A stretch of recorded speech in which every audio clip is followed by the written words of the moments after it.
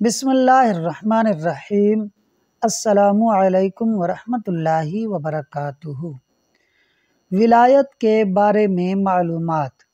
سوال: ولایت کسے کہتے ہیں؟ جواب: ولایت ایک قرب خاص ہے کہ اللہ تعالی اپنے برگزیدہ بندوں کو محض اپنے فضل و کرم سے عطا فرماتا ہے۔ سوال: کیا کوئی ولی کسی صحابی سے افضل ہو سکتا ہے؟ جواب: کوئی ولی کتنے ہی بڑے مرتبے کا ہو، کسی صحابی کے رتبے کو نہیں پہنچ سکتا۔ سوال: کیا اکابر اولیاء بھی گناہوں سے پاک ہوتے ہیں؟ اکابر کا مطلب ہے بڑے اولیاء۔ جواب: اکابر اولیاء اللہ کو اللہ تعالی گناہوں سے محفوظ رکھتا ہے، ان سے گناہ نہیں ہوتا، اگر ہو بھی جائے تو اس گناہ پر اصرار نہیں کرتے، فوراً توبہ کر لیتے ہیں۔ سوال: کرامت کسے کہتے ہیں؟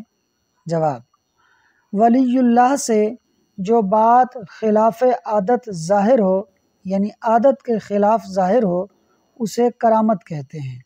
سوال: اولیاء کرام سے کس طرح کی کرامات ممکن ہے؟ جواب: اولیاء کرام سے اس طرح کی کرامات ظاہر ہو سکتی ہیں: نمبر 1، مردے کو زندہ کرنا۔ نمبر 2، پیدائشی اندھے کو بینائی عطا کرنا۔ نمبر 3، کوڑھی کے مریض کو شفا عطا کرنا۔ نمبر 4، مشرق سے مغرب تک ساری زمین کو ایک قدم میں طے کر لینا۔ غرض یہ کہ تمام خلاف عادت باتیں اولیاء کرام سے ظاہر ہونا ممکن ہے۔ سوال: کرامات اولیاء کا انکار کرنے والے کے بارے میں شریعت محمدیہ کیا کہتی ہے؟ جواب: اولیاء کی کرامات حق ہیں، ان کا انکار کرنے والا گمراہ ہوتا ہے۔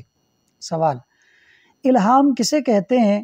جواب: اولیاء اللہ کے دل میں بعض دفعہ سوتے یا جاگتے کی حالت میں کوئی بات ڈال دی جاتی ہے، اسے الہام کہتے ہیں۔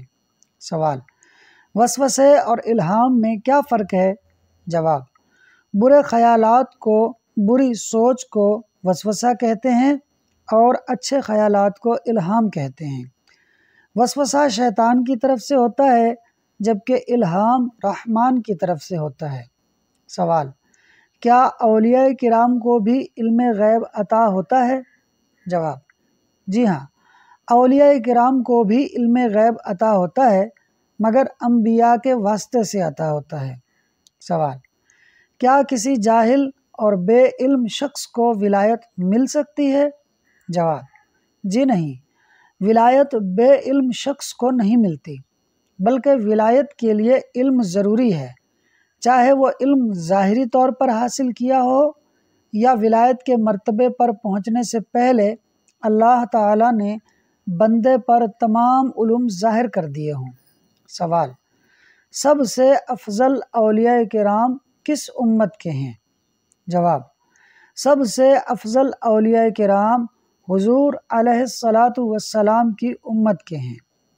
سوال: کیا کوئی ولی اللہ شریعت کے احکامات کی پابندی سے آزاد ہو سکتا ہے؟